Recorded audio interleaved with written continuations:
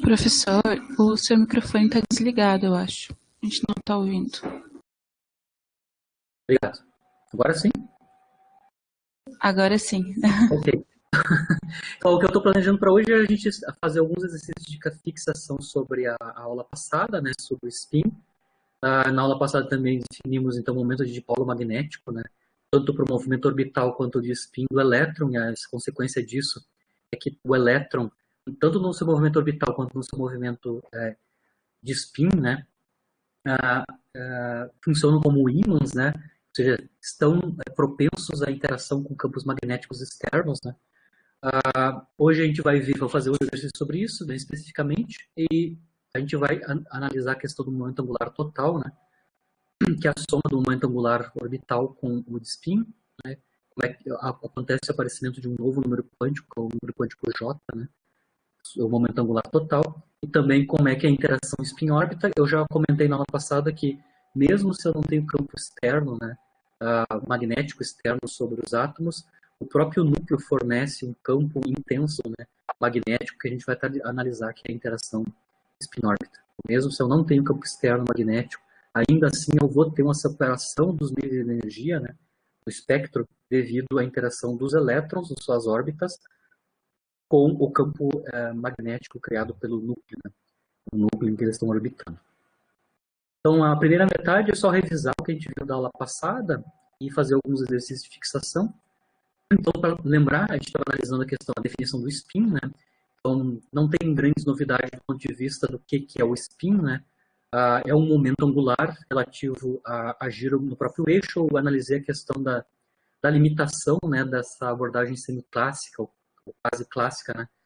Como o elétron não tem, ele é pontual, né? Não tem constituintes, né? Fica complicado a gente endereçar para ele ou designar para ele um momento angular relativo ao giro ao entorno do próprio eixo, né? Mas a ideia semiclássica é importante para nós, do ponto de vista de prático, porque o spin sendo um momento angular, a gente consegue construir todas as equações de autovalores e autovetores, né? Para este novo momento angular, né? Lembrando que o spin é um pouquinho diferente, ele é um momento angular, mas o tamanho do vetor spin, do momento angular intrínseco, né? Diferente do momento angular orbital, que é variável dependendo do número quântico azimutal. No caso do spin, não, né? O tamanho do vetor, que é SS mais 1, raiz quadrada, né? H cortado, módulo do vetor spin, ele é fixo, né? Porque o número quântico S, que faz o papel do L, no caso do spin, né? Ele não varia, ele é sempre um meio, né? Inclusive a gente determinou que é um meio a partir da multiplicidade, né? A gente tem 2S mais 1, projeções dele no eixo Z, mas pela proposta do Pauli, né? Teríamos que ter só duas projeções, né? Duas projeções possíveis. Para ter duas projeções possíveis, automaticamente o número quântico S tem que ser um meio e é fixo, né? Essa é a novidade, inclusive a gente sabe exatamente o valor dele, do tamanho do momento angular intrínseco, que é raiz de 3 sobre 2, né? Está fixo o tamanho do vetor, e as projeções são só duas, né? Um meio e menos um meio, isso é o número quântico ms, né? Corresponde às projeções, então, do momento angular intrínseco na direção z, que é o sz, né? Correspondem, então, aos dois valores possíveis do momento angular projetado, né? No eixo de quantização, que é o eixo z. Na aula passada, a gente analisou tanto o momento de dipolo magnético devido ao momento orbital do elétron, quanto o de spin, porque o spin é um momento angular, ele vai ter também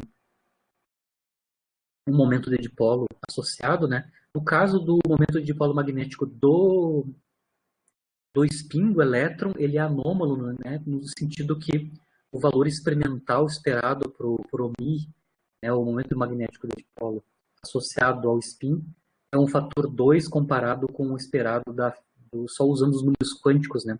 Só usando o número quântico ms, por exemplo.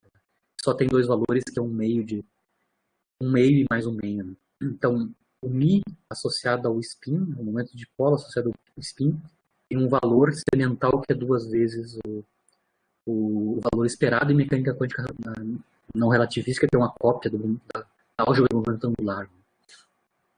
E, claro, aparecem mais números quânticos, além dos que a gente conhece, né? O N, o L e o M. o M associado ao movimento orbital, né, ao número quântico azimutal, e agora aparece um novo número quântico que é o MZ, o MS, né, que são as duas projeções do spin no eixo Z. E a questão da anomalia, né, do valor experimental do momento de dipolo magnético associado ao spin. Né, o fator G de spin não é 1, como é o esperado, né, e sim 2, né, experimentalmente. Isso não tem explicação do ponto de vista de mecânica quântica não relativística, ela só vai ser explicada por uma teoria relativística, que foi o Dirac, né, propôs uma teoria relativística para os elétrons, e a versão limite não relativístico dessa teoria nos dá quanto equivale o fator G exatamente 2, né, a teoria do Dirac. Né. Isso que eu estava comentando, né, o esperado na teoria não relativística é que o μ, né, componente Z, seria mais ou menos, na verdade, o MZ, né, MS, né, MS multiplicado pelo magnetron de Bohr, né, o MS valendo mais ou menos 1,5. Isso não é verificado experimentalmente, na verdade o que a gente observa é o dobro disso. Né? Isso está associado com o fator giro magnético de spin ser anômalo, né? Não ser 1, ser 2, né? Explicitamente. Inclusive experimentalmente é um pouquinho maior que 2, né? 2.002, ou seja, não é exatamente 2. Né? Então a gente aceita isso do ponto de vista experimental se a gente não conhece uma teoria relativística. Né? Claro, quando tu sabe, quando tu conhece a equação de Dirac, você consegue obter o valor 2 aqui, explicitamente naquela teoria. A gente também determinou o valor numérico do magnetron de Bohr, né? Ele só depende de algumas características do elétron, sua carga e sua massa, né? O magnetron de Bohr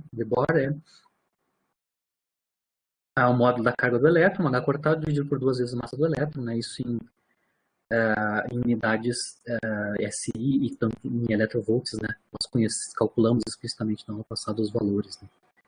Tesla menos 24 joule por Tesla, né? No caso em SI, e unidades de eletrovolt por Tesla, Tesla menos 5, né? O magnetron de Bohr. Então, os momentos de dipolo magnético, todos eles, né? Tanto o orbital quanto o de spin, são todos escritos em unidades de magnetron de Bohr. Tem essa ordem de grandeza explicitamente. A gente analisou também o famoso experimento de Sterner-Gerlach, né, de 22, lembrando que a proposição do spin devido ao Pauli é 1925, né, então o experimento de 22 não estava feito para fazer estudo sobre spin, o que eles queriam fazer, o Sterner-Gerlach, era, na verdade, estudar a quantização do momento angular, né, através do momento magnético orbital, né, então o esquema experimental do Sterner-Gerlach era esse aqui, né? Eles têm átomos, né, que saem átomos de um determinado elemento, no caso é prata para eles, né? Que saem de um forno, né? Esse forno, após ele ter um colimador para colimar, né, o feixe de átomos, né? E aí esse feixe de átomos entra, no caso são prata, né? Átomos de prata passam por um campo magnético não uniforme. A gente mostrou na aula passada o efeito do campo magnético não uniforme na direção Z aqui introduzir uma força, né, sobre os átomos, né, e esta força depende tanto do momento magnético na direção Z, né, quanto do valor da variação do campo na direção Z. Né. Mas basicamente eu conseguiria mapear a intensidade da força a partir do valor do momento magnético. Né. No caso, eles estão pensando no momento magnético associado ao movimento orbital, então a força seria proporcional ao número quântico ml, né, o número quântico magnético. Né. Ele pode ser 0, pode ser 1, mais ou menos 1. Isso, o fato de ter sinal também, o número quântico magnético, também dariam direções diferentes, né, dependendo das configurações dos átomos que se passam aqui. Eu posso ter uma separação, né, uma separação em número quântico ml, né, número quântico magnético. Então, átomos com diferentes números quânticos magnéticos vão estar sujeitos a diferentes deflexões aqui na direção Z, né? E isso seria, né, verificado na tela, na placa fotográfica, né? Ou seja, os átomos já passando, né, defletidos sobre o campo magnético não uniforme. Eles são coletados numa placa fotográfica e é analisada a estrutura, né? O que eles fizeram no experimento de Sterner-Gerlach de 22, eles passaram átomos de prata sendo que os átomos de prata, né, têm momento angular nulo, ou seja, o momento angular orbital eletrônico da última camada. O átomo de prata é um átomo de muitos elétrons, né? Mas os números quânticos de um átomo são dados pelos elétrons não pareados na última camada, né? Mas então já era sabido da química naquela época que esses átomos de prata têm momento angular orbital nulo, né? Então o L, o número quântico azimutal, é nulo, e obviamente então o NL também é zero, né? Também nulo. Depois foi feito em 27 ou 25, foi feito um experimento com hidrogênio, que também usou hidrogênio no estado fundamental, que também tem momento angular nulo, ou seja, o L é zero, o M é zero. Então, o que eles esperavam, do ponto de vista experimental, no experimento de 22 do Stern-Gerlach, era obter uma estrutura assim, né? Como o momento de dipolo, como o número quântico magnético é zero, porque o L é zero, né? Não teria força magnética, né? Força devido à variação em Z do campo magnético, né? Lembra sempre que a força aplicada é proporcional ao número quântico ml, você está pensando em momento de dipolo magnético relativo ao movimento orbital. Né? Então o que eles esperaram era esse tipo de figura, né? Os elétrons, os átomos passando sem deformar, né? Ou seja, sem uma força defletora aqui, né? Devido ao número quântico M ser nulo, né? ML nulo, né? E o que foi observado era isto, foi observado uma separação, né?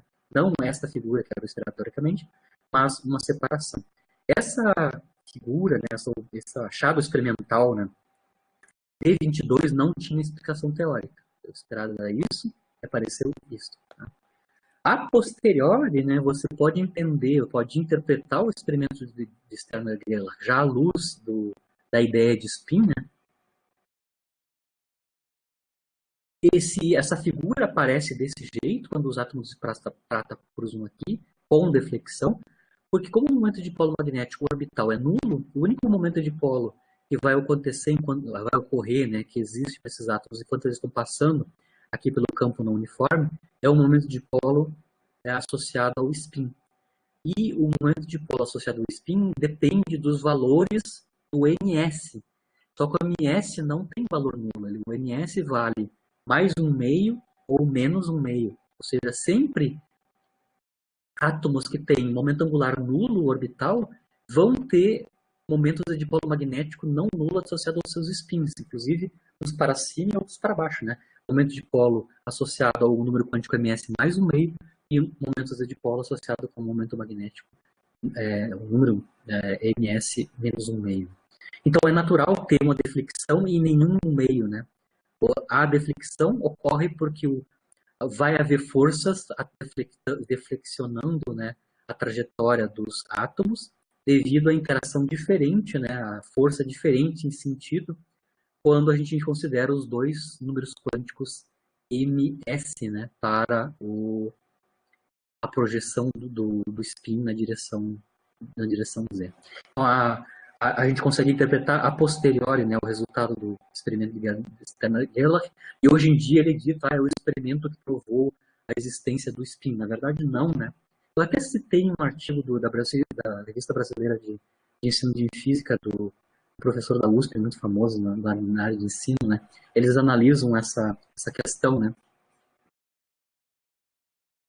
Em geral, é associado o experimento de Stern-Gerlach como a descoberta do spin, né? Na verdade, o experimento de Stern-Gerlach não tinha nada a ver com o spin, né? Eles queriam ver, na verdade, era a quantização espacial do momento angular orbital, né? Mas como esses átomos não têm momento angular orbital, é nulo, né? A deflexão é devido ao spin dos átomos, né? Aqui é uma coisa interessante que eu estava falando para vocês, né, que no caso do spin, do vetor de spin, ele tem um tamanho fixo diferente do vetor momento angular, né, orbital. O vetor momento angular orbital ele depende do número quântico L, né? Então, como o L varia, né, o L para o número quântico principal, o L varia entre 0 e n-1, o tamanho do vetor momento angular orbital ele muda, né, dependendo de em que estado o elétron está. Agora, mas no caso do spin, não, né? O vetor de spin tem sempre o mesmo modo, né? Raiz de 3h cortado sobre 2. E, por imposição, pela ideia do Pauli, né? Também agora, obviamente, já confirmado experimentalmente essa ideia, né? só tem duas projeções no eixo Z. Tem, então, um vetor que tem tamanho fixo, né? Vetor de momento angular intrínseco de tamanho fixo, e apenas duas projeções possíveis na direção Z que são conhecidas. A projeção só pode valer mais h cortado sobre 2 ou menos h cortado sobre 2. De qualquer maneira, o tamanho da projeção no eixo Z, eixo de quantização, é conhecido. Tem que ser h cortado sobre 2. E o tamanho do vetor de spin é conhecido. Isso, do ponto de vista da geometria do problema, ele não pode estar apontando em qualquer direção, obviamente. Né? O ângulo polar aqui, que é o ângulo entre o eixo Z e o vetor de spin, né, tem que ser fixo. Né? Como o tamanho dele é fixo e o tamanho da projeção também é fixada, né, ela é suposta ser só duas projeções, o ângulo polar θ é fixo. Aí eu vou tentar calcular quanto é que é o ângulo polar. Tá? Então aqui o vetor de spin tem módulo sabido, né, raiz de 3 sobre 2 é h cortado, e as projeções têm tamanho h cortado sobre 2. Né? Com isso, da geometria, aqui tem um triângulo retângulo, né, o cateto adjacente aqui é a projeção, a direção Z. A hipotenusa é o tamanho, né, o módulo do vetor de spin. E o ângulo polar θ, então a gente consegue por trigonometria, a gente sabe que o cosseno de θ, né, cosseno de θ, é o cateto adjacente pela hipotenusa, né, ou seja, a projeção no eixo Z do spin dividido pelo seu módulo, né. A projeção no eixo Z tem tamanho h cortado sobre 2, e o módulo do vetor de spin, a gente sabe, a gente construiu na aula passada, né, é 3 raiz de 2, raiz de 3 sobre 2 h cortado. Isso significa que o cosseno de θ é fixo, né? A raiz de 3 sobre 3. Se eu aplicar cosseno inverso em ambos os lados, eu vejo que o ângulo θ, né, para o vetor de spin, é cosseno inverso de raiz de 3 sobre 2, que dá em graus, né? Isso dá da ordem de 54,73 graus, né? Então, o ângulo que o vetor de spin faz com o eixo Z é sempre o mesmo, é 54,73 graus. Claro, lembrando que as outras componentes, como ocorre também no caso do orbital, né, as componentes x e y, em média, são nulas para dar nulas médias, né, os valores médios das componentes x e y dos momentos angulares. Isso implica que o vetor de spin e também o vetor momento angular tem que pressionar, tem que fazer uma volta completa, né, em torno do eixo Z para garantir que o valor médio das outras componentes sejam nulas. No caso do momento angular orbital, para cada valor, né, para cada valor de L, você vai ter um ângulo correspondente, vocês podem calcular, né, mas igual. Dado L, né, o número quântico azimutal para o vetor momento angular orbital, o ângulo é fixo também, né, explicitamente. No caso do spin, esse aqui é 55 graus. Né? Então, o que eu vou começar a fazer aqui, eu vou fazer 3 exercícios de aplicação que a gente viu na aula sobre movimentos magnéticos, qual é que é o efeito nas energias, né? Como é que é a força aplicada, qual é que é a ordem de grandeza da força aplicada, no caso, se o campo magnético é variável. Né? Então, o meu primeiro problema de fixação aqui é o átomo de hidrogênio, estado fundamental, né? Ele vai estar, então, eu vou colocar o átomo de hidrogênio em estado fundamental num campo magnético externo uniforme. Aqui está o valor do campo, né? Então, o meu campo magnético está na direção Z e tem um valor fixo de 1,5 Tesla. 1 Tesla e meio. Esse é um valor de campo muito alto, tá? Do ponto de vista mais de 10 mil vezes maior que o campo magnético terrestre. Eu tenho o átomo de hidrogênio, estado fundamental, então o L dele é nulo, né, e não tem momento angular orbital, e ele vai entrar nesse campo uniforme, ou seja, vai estar sujeito a esse campo uniforme magnético. Né? Eu quero agora, então, determinar a frequência, né, da radiação emitida na transição entre os estados de spin para cima, up e down, né, do elétron. Então, o que está acontecendo? O fato de eu colocar esse átomo, né, que não tem momento angular orbital, dentro de um campo magnético, vai fazer que eu tenha uma separação entre os níveis de energia, né, um associado ao momento magnético de spin para spin up e o momento magnético para spin down, né? Ou seja, os dois valores possíveis para o número quântico ms. Né? Então, vocês lembram, né, que a expressão para o momento de dipolo magnético, no caso de spin, né, para o elétron tem esta cara, né, a gente é o negativo, de ms, então o ms é o número quântico associado à quantização do spin na direção z, né, então o ms só vale mais ou menos 1,5. O fator giro magnético de spin, que é anômalo, né, ele vale 2, né, explicitamente. E o magnetron de Bohr. Então aqui estão os valores possíveis de ms. E aí eu tenho um mapa de quais são os valores possíveis do momento de dipolo magnético associado ao spin. Quando eu introduzo este cara aqui dentro do campo magnético uniforme, eu vou ter uma separação, né, dos níveis de energia, e aí pode acontecer transição, né, de elétrons de um nível de energia, de um subnível de energia que tem spin up para um subnível de energia onde o spin é down, né, ou seja, trocando o número ms de mais 1,5 para ms menos 1,5. São os dois estados do elétron, né, relativo ao número quântico ms.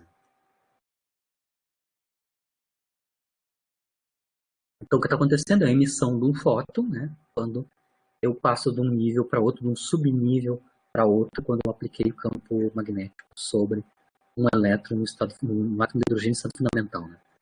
Como é que lembram que quando eu aplico campos magnéticos, né, sobre os átomos, né, e se eles têm seus momentos magnéticos correspondentes, ao aparecimento então devido à interação do momento magnético com o campo, né, o aparecimento então de uma energia potencial de interação, né, que eu vou estar chamando aqui de UDS para especificar que a energia potencial aqui da interação do momento de dipolo magnético relativo ao spin do elétron, né, com o campo B, né, basicamente a energia potencial associada é o negativo do produto escalar ms-b, né? E onde o ms eu sei qual é que é a componente z, explicitamente em termos dos números quânticos para o spin, né? O ms para o spin. Como o meu campo está na direção z, apenas esse produto escalar é fácil de calcular, né? Ou seja, é basicamente o produto, né, das componentes z, tanto do campo quanto do vetor momento de dipolo magnético que eu acabei de escrever aqui, né? Ou seja, é menos componente Z do momento de dipolo magnético relativo ao spin multiplicado pela componente Z do campo, certo? Isso aqui é basicamente, obviamente, como eu escrevi aqui, né? Como o GS é 2 e o MS vale mais ou menos 1,5, é claro que o MSZ, né, é basicamente mais ou menos o magnetron de Bohr, né? Porque o GS multiplicado pelo MS dá 1 multiplicado pelo magnetron de Bohr, né, explicitamente. Então, o ms aqui, o mz, perdão, o mz vale mais ou menos o magnetron de Bohr, né? Multiplicado, claro, pela componente z do campo magnético. Certo? Para eu calcular quanto é que é a frequência de luz emitida, eu preciso saber qual é que é a diferença entre os dois níveis, né? Ou seja, a energia do fóton emitido nessa transição vai ser exatamente a diferença de energia entre esses dois subníveis, né?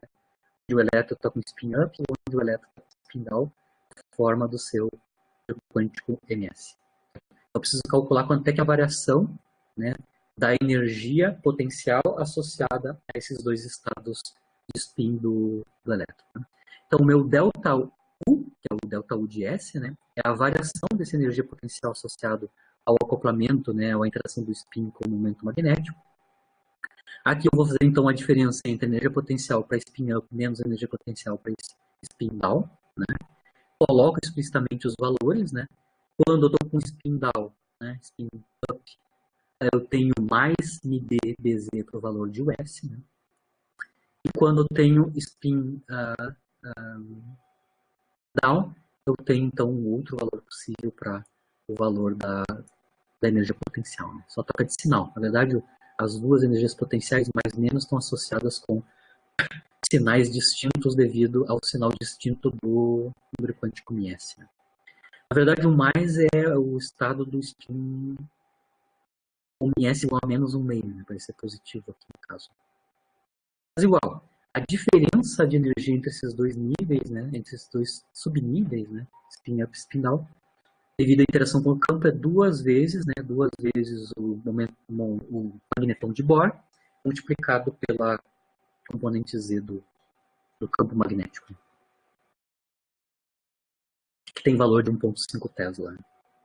Então, como eu estava falando para vocês, a energia desse fóton emitido, né, a energia E gama do fóton emitido, é escrita em termos da frequência angular desse fóton, né, na forma de H cortado ômega, né, ou se eu quero, como ele está pedindo a frequência, né, da radiação emitida, eu vou escrever então a energia do fóton em termos da frequência. Então eu sei que frequência angular é 2π vezes a frequência, né?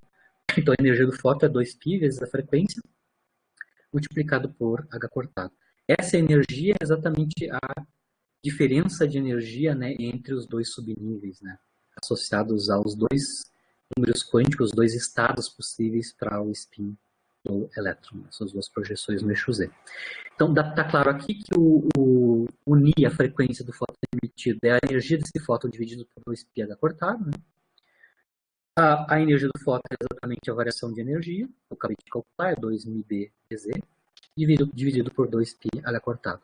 Agora é questão de colocar os números, né, numéricos, né,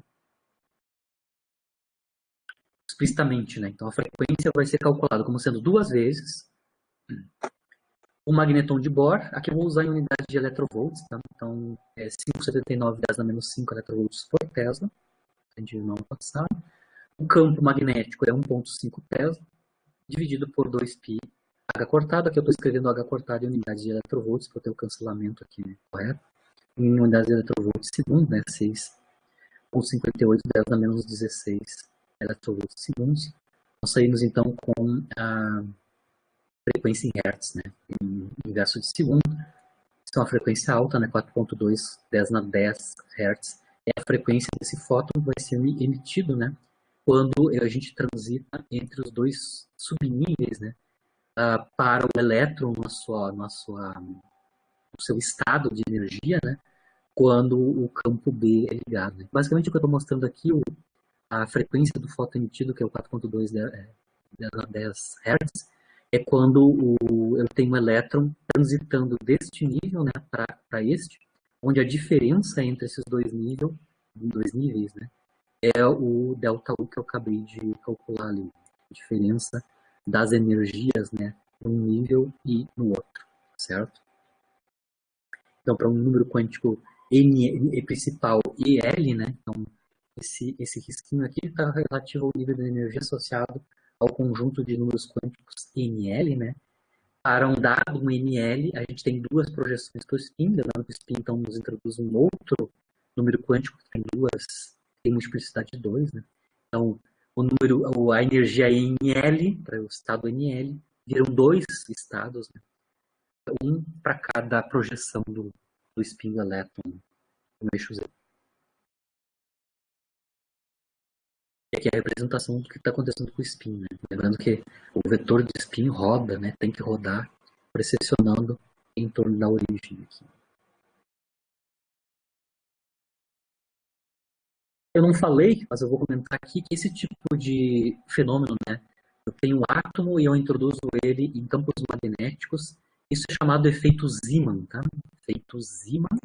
Tá? Então, o Zeeman estudou tanto o efeito de campo magnético devido apenas ao momento angular, ou seja, só o momento de dipolo magnético associado ao movimento orbital, quanto o momento de dipolo magnético associado à soma, né, da parte orbital com a de spin. No caso aqui é o efeito Zeeman anômalo, né? Ele é anômalo quando a gente está combinando tanto o spin quanto o momento angular orbital. Então, existe efeito Zeeman anômalo e normal. O normal é o efeito do campo magnético só sobre o momento de dipolo magnético orbital. Quando a gente tem um momento de dipolo magnético com as duas componentes, né, spin e orbital, aí a gente tem um efeito Zeeman anômalo, né, a separação dos níveis, né, quando eu aplico o campo magnético externo. Então, nesse caso aqui, o caso completo é Zeeman anômalo. Se fosse só orbital, aí era Zeeman normal. O meu segundo exercício também ainda é estado do hidrogênio, né, átomo de hidrogênio, mas agora eu estou no nível de energia, é o estado excitado do hidrogênio, né, não fundamental. Eu tenho um nível de energia que é o estado 2P, né, a gente já sabe ler explicitamente esses números quânticos, né? Essa notação espectroscópica 2p, né? Ou seja, o número quântico principal é 2 e o número quântico azimutal L é 1, né? Então, SPDF corresponde a 0, 1, 2, 3 e assim por diante para o número quântico L. Né? Então, eu estou num estado onde o número quântico principal é 2 e o L é 0. Nesse estado, eu aplico um campo magnético, e aí eu quero um campo magnético forte, né? Uniforme, tá? Na direção Z, de 2 Tesla, que é bem forte. Não existe quase nenhum experimento que consiga manter um campo magnético dessa amplitude ainda. E a gente quer obter, então, os níveis de energia, né? Quais são os níveis de energia que vão aparecer quando eu coloco o hidrogênio nesse estado, 2T, num campo uniforme deste valor, né? Ou seja, o que vai acontecer a gente já sabe, né? Vai ter uma separação. Do ponto de vista aqui, eu vou analisar só o momento de dipolo magnético, né? Efeito Zeeman normal, né? Eu vou ver a separação em 3 níveis, né? Como o L é 1, eu tenho 3 projeções na direção Z, ou seja, 3 valores distintos para o número quântico magnético, né? Menos 1, 0 e 1. Isso vai nos dar 3 valores possíveis para o momento de dipolo magnético associado ao movimento orbital desse elétron no átomo de hidrogênio. E cada uma dessas projeções então vai nos dar um nível de energia distinto. Eu vou mostrar para vocês que é realmente estrutura fina, ou seja, a diferença comparado com a estrutura de energia, o nível de energia principal, né, normal, sem o campo magnético, é apenas uma correção na 4ª casa, tá? Mesmo para um campo intenso assim. Ou seja, está claro que a estrutura fina do átomo de hidrogênio, dos outros átomos, o fato dela ser fina é porque os momentos de dipolo magnético são muito pequenos, são da ordem de magnetron de Bohr, né, que tem aquele fator 10⁻⁵ em unidades de electrovolts. Né. Mas muito bem, então eu vou pegar o átomo de hidrogênio, eu sei os níveis de energia para o número quântico principal, né, os níveis de energia no átomo de hidrogênio. Só depende do número quântico principal N. Aqui está a expressão teórica, né, é sempre negativo, né. A variação com o número quântico é 1 sobre N ao quadrado, né, a variação com os níveis de energia é esta. E o 13,6 electrovolts, basicamente, teoricamente, é dado em termos da massa do elétron, né, energia de pouso do elétron, né, e da constante de acoplamento eletromagnética, alfa, né. O valor 13,6 sai em unidade de electrovolts, sai dessa expressão teórica aqui explícita. Né? Que basicamente advém do potencial colombiano operativo. Né? O alfa está lá, né? O alfa eletromagnético é uma medida da carga ao quadrado, né, eletrônica. Certo? Aqui no caso, claro, sem campo, né? Sem campo magnético, os níveis de energia são os níveis de energia associados ao número quântico principal. Né? Bom, quando eu introduzo campo magnético, como o elétron tem momento de dipolo magnético orbital, devido ao seu momento angular, né? Ou seja, tem um IL, né, que é o momento de dipolo associado ao momento orbital desse elétron. Ele vai então vai interagir com o campo magnético, dando uma energia potencial associada a essa interação, que a gente sabe calcular, né? O negativo do produto escalar μ vetor B, né? No caso, como o B está na direção Z, esse produto escalar é fácil de fazer, né? Vai dar menos a componente Z do momento de dipolo magnético associado ao movimento orbital, vezes a componente Z do campo magnético. Né? Aqui eu estou escrevendo explicitamente o valor, né? O valor da componente Z do momento de dipolo magnético associado ao movimento orbital. Ele é diretamente proporcional, está em unidade de magnetron de Bohr, mas ele é diretamente proporcional ao número quântico magnético, né? O ml é o número quântico magnético usual, né? Nosso, o L azimutal. Né? Então, o feito de entrar o campo externo, né? Ligar o campo, né? Campo não nulo, é introduzir uma energia adicional, uma energia potencial, além da energia já existente, né? A energia original sem campo, tem uma energia adicional na forma de uma energia potencial. Então está claro como é que são os níveis de energia novos quando eu introduzo o campo magnético externo, né? O meu novo nível de energia, minha nova energia para o elétron, né? Eu estou chamando de E', tá? Agora vai depender de 2 números quânticos. Do número quântico principal, N, né? E também o número quântico azimutal, né? O L explicitamente, né? Na verdade, o ML, né? O número quântico magnético, que aqui eu estou analisando a componente Z, né? Do vetor momento angular. Né? Bom, a energia é a soma da energia sem campo mais a energia potencial quando eu ligo o campo, né? Aqui eu estou somando as duas energias. Essa vai ser a energia nova. Como a energia potencial depende do número quântico ML, esse nível de energia, os níveis de energia vão depender de dois números quânticos, né? N e L, né? O N na estrutura grossa, né? Nos níveis de energia grossa, e o L vem da energia potencial de interação do momento de polo magnético com o campo, né? Aqui eu estou escrevendo os dois termos, né? Tanto do EM quanto do UL. Né? Estou colocando o Lzinho para lembrar que é o momento de polo magnético associado ao momento orbital, né? Então aqui o número quântico é o ML mesmo, né? O número quântico magnético. Os dois termos, né? Especificamente para o estado que a gente está analisando, que é o estado 2P, né? O estado 2P, então, é número quântico principal 2, P é número quântico azimutal 1, né? SP é 0, 1. E aí a gente vai ter, então, os seguintes valores para as projeções, né? Se o L é igual a 1, o número quântico ML, o número quântico magnético, admite 3 valores, porque a multiplicidade é essa, né? 2L mais 1 projeções, né? No eixo Z, no momento angular orbital. Então, eu vou ter 3 valores, que é o menos 1, 0 e 1, para o número quântico azimutal. Para cada um desses valores, o número quântico azimutal, obviamente eu vou ter uma energia diferente, né? Então, eu vou calcular aqui explicitamente as 3 energias, tá? Primeiro eu vou calcular, então, a energia para esses dois números quânticos, né? Obviamente, o número quântico principal sempre é 2, e os diferentes valores de ML, né? Os valores de M. Então, para M igual a menos 1, que é o primeiro valor possível, né? Aqui eu estou calculando explicitamente o EN, né? Então, 13,6, menos 13,6 eletrovolts dividido por N ao quadrado com N igual a 2, né? É 4. Eu tenho que dividir por 4, 13,6.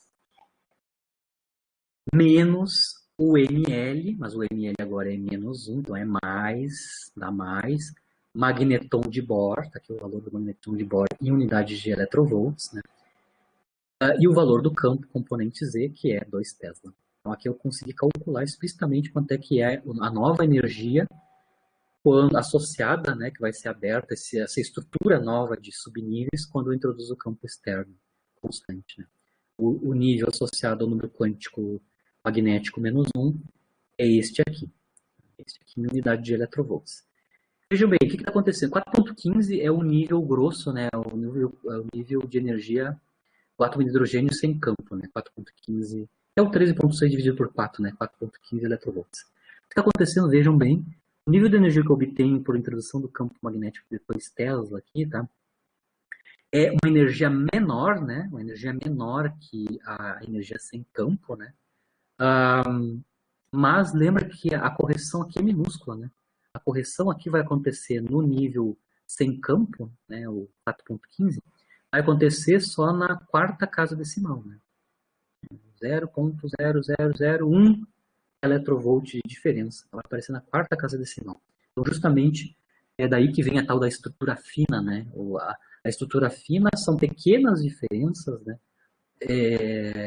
Devido ao aparecimento, devido à introdução dos campos externos, e mesmo o campo natural do núcleo, né? Nos níveis de energia conhecidos sem campo, né? O segundo valor de energia associado ao ML0, né? O número quântico magnético nulo, né? Então, dá basicamente só a contribuição da energia potencial aqui é nula, né? É nula, não contribui. E aí a gente só tem o nível de energia usual, né? Menos 4,15 eletrovolts. E finalmente, por último, o número quântico magnético mais 1. A última projeção, né? Eu vou ter o nível de energia 2 mais 1, né? Mesma conta, obviamente, aqui eu tenho menos. Tem este menos e o ML é mais 1, né? Então aqui eu tenho um menos aqui. Subtraindo, né, fatorando o menos aqui. Então, esse nível de energia em eletrovolts, de novo, é uma pequena correção, muito suave, no nível de energia sem campo, né? Aqui é um nível de energia maior que o objeto, aquele sem campo, né? Um pouquinho maior que o 4.15 sem campo, uma filigrana a mais também a diferença é na quarta casa decimal, né? 1/10 na menos 4. Então aqui eu só tenho uma representação, vocês vejam bem, sem campo, eu tenho um único nível de energia que é o E2. Quando eu introduzo o campo externo, eu tenho 3 níveis de energia, ou seja, uma estrutura fina devido à introdução do campo, né?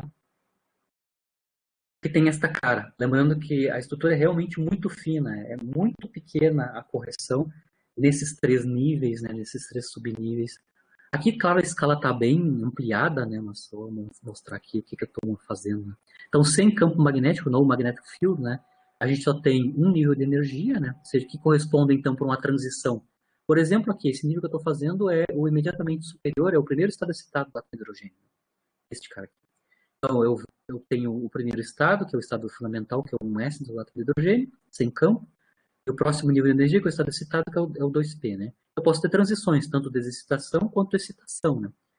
Nas excitação ou desexcitações, a energia do fóton emitido absorvido é o 4.15, né? Menos 4.15 electrovolts, né? Nas transições.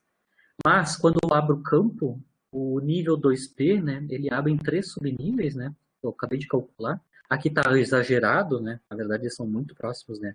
Um do outro, né?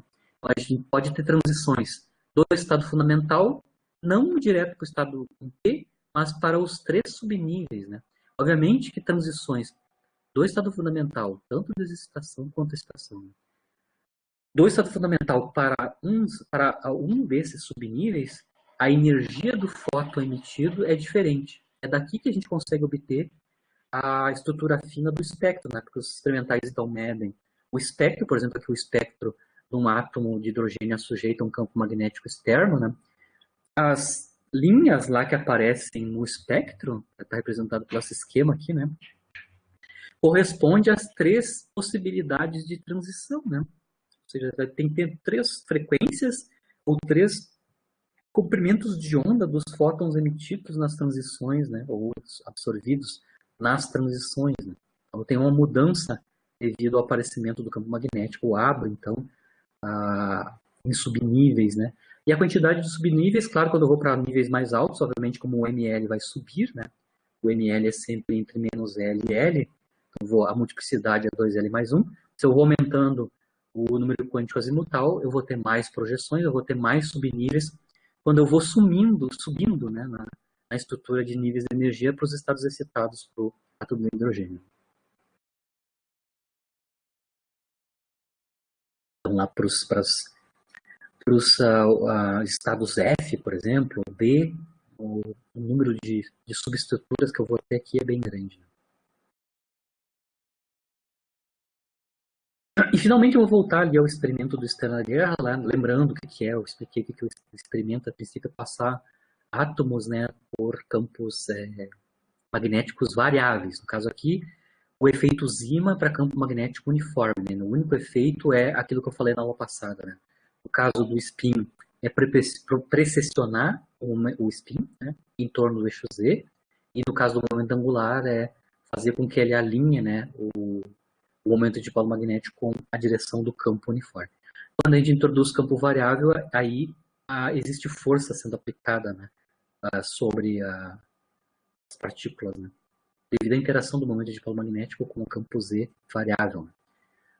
Então aqui eu vou analisar especificamente numérico, né, a parte numérica do caso, basicamente muito parecido com o que foi feito lá no experimento original. Né.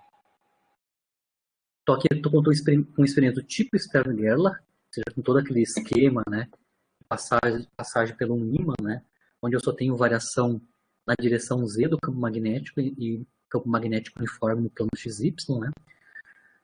Aqui eu tenho, inclusive, até que é o valor da variação, né, espacial do campo magnético na direção Z, né, é 1,4 Tesla por milímetro, essa é a variação espacial, né. Ou seja, para cada milímetro na direção Z, há uma variação de 1,4 Tesla no valor do campo magnético naquela direção.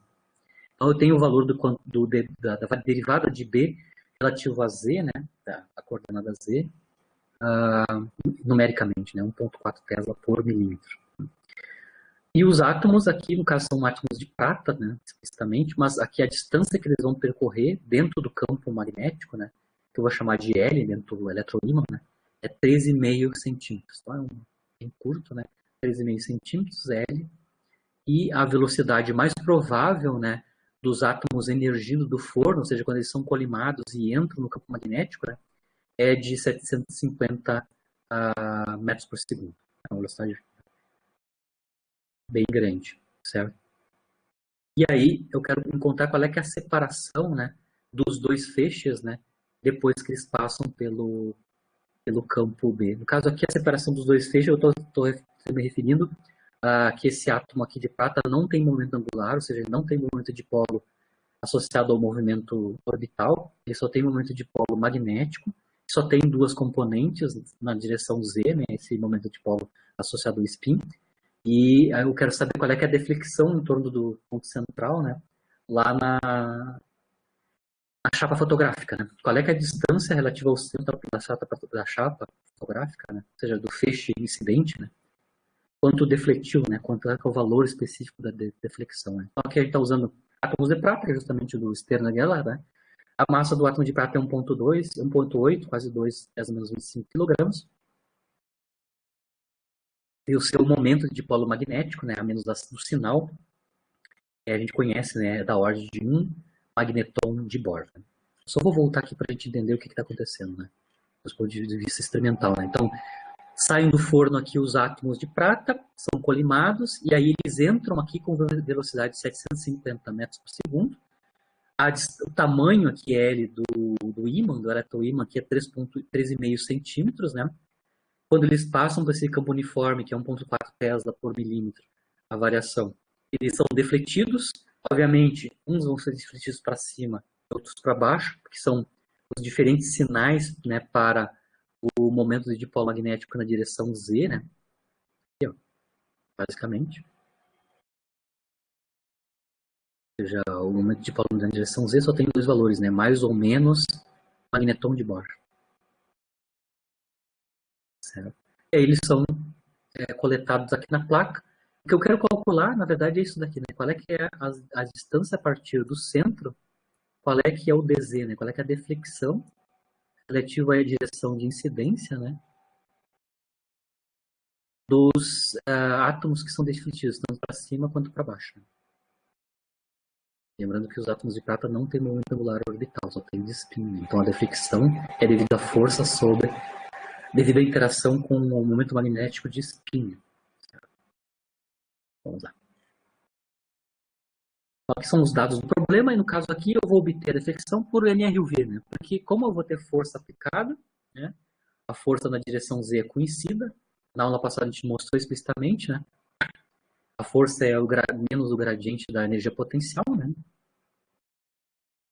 A energia potencial é o problema negativo do produto escalar μ escalar D, né? Então a gente consegue calcular explicitamente quanto é que é a componente Z da força, né?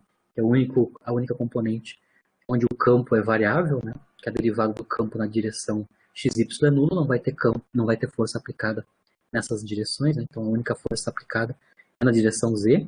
Ela depende, a intensidade dessa força depende da taxa de variação do campo na direção Z e do valor específico do momento de dipolo de spin, né? Do elétron, né? Que está sendo defletido no campo não uniforme.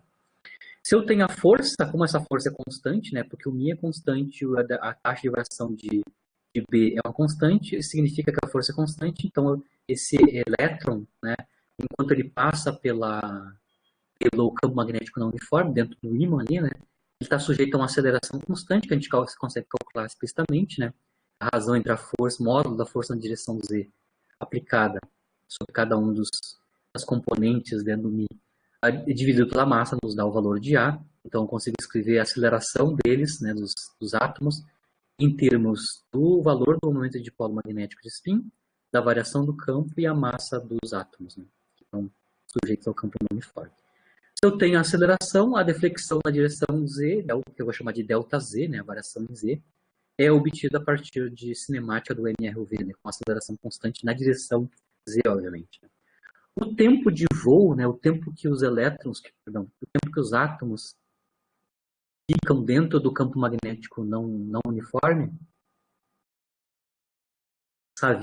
sabendo a velocidade, né, que se deslocam dentro daquele comprimento L, né, é obtido. Né? O tempo de voo dentro do ímã, é o tempo t, né, é basicamente a razão do comprimento onde ele passa pelo campo não uniforme dividido pela velocidade, né, que ele entra lá no campo. Como não tem força na direção XY, nessa direção vai ser mantida a velocidade, né, de 750 metros por segundo. Né? Vai haver apenas uma deflexão na direção Z, né? Seja perpendicular à direção de incidência. Mas o tempo de voo ali dentro é esse daqui, né? L sobre V. Sabemos a aceleração. E aí a gente consegue calcular explicitamente a deflexão ΔZ, né? A partir da aceleração, né? O ΔZ, né, cinemática do mRV, né, para aceleração constante. O ΔZ basicamente é um meio da aceleração ao quadrado. A aceleração nós podemos escrever em termos do μz e da taxa de variação espacial, né, do campo. O t quadrado é escrito como L sobre V ao quadrado, né, o tempo de voo dentro aqui do campo magnético, né, e a massa, né, a massa da partícula. Como a gente sabe quanto é que é o valor, né, numérico do μ, né, é um magneton de Bohr, né, a menos da troca do sinal. Ou seja, tem μ para cima, μ para baixo, né, o vetor μ, componente C. Mas o valor numérico é um magneton de Bohr, da ordem de um magneton de Bohr. E eu consigo calcular explicitamente para esse caso. O que está acontecendo é isso aqui, né? Eu tenho os átomos imediatamente entrando aqui no campo magnético com velocidade v. Tem um tempo L sobre V, enquanto ele está sendo aplicado o campo não uniforme na direção Z, que o comprimento é L, né? O que acontece é uma deflexão, porque está acelerado tanto para cima quanto para baixo, devido à força aplicada Fz, né? Para cima e para baixo vai depender do sinal do vetor momento magnético na componente do momento magnético na direção Z, né? Eu tenho então a deflexão ΔZ tanto para cima quanto para baixo. Né? Lembrando que a taxa de variação espacial do B é positiva definida, né? É positivo a derivada. Bom, então vamos substituir os números, né? Então ΔZ é μz, escrito explicitamente em termos do magneton de Bohr, né? Que aqui está em SI, eu vou escrever em SI, né? Então, o magneton de Bohr em unidade do sistema internacional é 9,27, 10 na menos 24 Joule por Tesla. A variação espacial do campo, né, que é 1,4, 10 na 3 Tesla por metro. Na verdade, é 1,4 Tesla por milímetro, né? Então, 1 milímetro embaixo vira esse 10 na 3 em cima, né? Então, tenho dBdz vale 1,4, 10 na 3 Tesla por metro. O L ao quadrado, o L é 13,5 centímetros, né? 13,5, 10 a menos 2 metros ao quadrado. Embaixo a gente tem o 2, a massa dos átomos de prata, e a velocidade ao quadrado, ou seja, 725 metros por segundo, que é a velocidade aí dentro na direção X, né? A direção X é 750. Numericamente isso dá em milímetros, né? 0,16 milímetros. Então, fazendo um experimento similar, ou acho que é os mesmos dados do Standard-Geller original, né? Esta deflexão aqui, espacialmente, né, é da ordem de décimos de milímetros, né? 0,16 milímetros por aí. Na aula passada eu até mostrei a foto original, né, do experimento, né, publicada, né, onde eles mostram esta figura, eles mostram essa sem campo e depois eles mostram esta quando é ligado o campo magnético não uniforme, né? Inclusive o tamanho ali dá para calcular, né, quanto é que é. Você tem a fotografia, né? A fotografia pode ser comparada com a predição teórica, né, esperada da deflexão. Isso encerra a questão das aplicações da aula passada, que a gente tinha visto sobre o spin, o momento magnético associado, né? E a abertura em subníveis na estrutura fina correspondente quando a gente coloca, né, esses elétrons em campos magnéticos tanto uniformes quanto variáveis. Né? Agora eu vou analisar a questão... Perdão? Professor Fernando, sobre esse campo magnético, ele é independente se ele é de norte a sul, sul a norte? Pelo desenho ali estava de sul a norte, mas tanto faz. Tanto faz, desde que a taxa de variação espacial dele, né, seja positivo definida, né? Eu vou até mostrar aqui. É que, na verdade, aqui, eu vou falar uma coisa. Acho que tu sabe isso daqui, na verdade, né? Na verdade, isso aqui não é um ímã, né? No experimento não pode ser um ímã, né? para te conseguir ter campos magnéticos da ordem de Tesla, que são 10 mil vezes maior que o terrestre, né?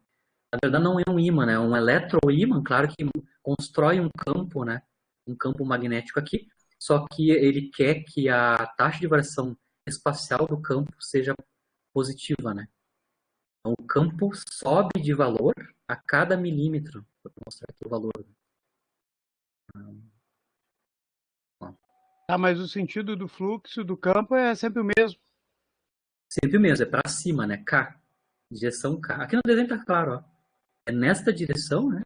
É nessa direção Z, só que ele é variável no Z, né? Cada milímetro que eu subo no Z, aumenta 1,4 Tesla para cada milímetro. Então, é um campo magnético não uniforme.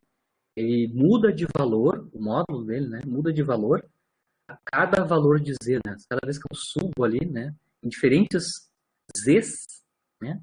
Diferentes Zs aqui, eu tenho valores diferentes do campo, a intensidade, né? Então Mas a direção é a mesma, Fernando. A direção é um campo sempre contínuo, ele é um campo alternado, que ele vai. Isso. Não alternado, ele é um campo que está subindo por tempo, por milímetro ali, está aumentando a sua intensidade. E a gente chama isso de campo magnético não uniforme. Tá. Campo magnético uniforme é campo constante, né? Vetor B é constante, ou seja, tanto a direção, sentido e módulo são todos fixos, né? Aqui, ele é um campo magnético não uniforme, no caso aqui, a direção e sentido até está fixa, é a direção Z, né? A direção Z. Mas o módulo dele varia. Então, dependendo de qual lugar em Z é que eu estou, o campo é variável. E a taxa com que varia esse campo com o Z é esta aqui. Cada milímetro em Z varia 1,4 módulo. Né? Então, aqui no Sterner-Geller, o campo magnético ele é não uniforme.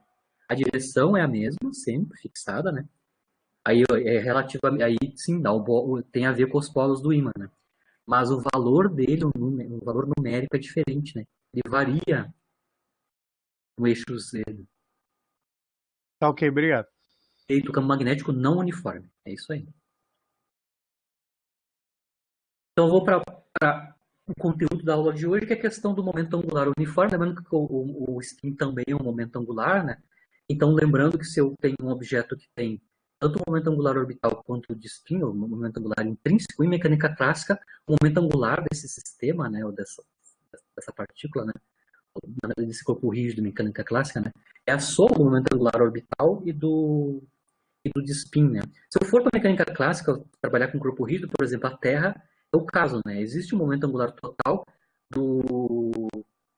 da órbita da Terra em torno do Sol, né? Eu tenho um movimento orbital, então tenho um momento angular orbital da órbita da Terra quase circular em torno do Sol, mas também a Terra gira em torno do seu próprio eixo, que seria um spin, né? O momento angular intrínseco da Terra, o seu giro, seu momento angular de giro em torno do seu próprio eixo. A Terra eu consigo fazer a conta correta, né?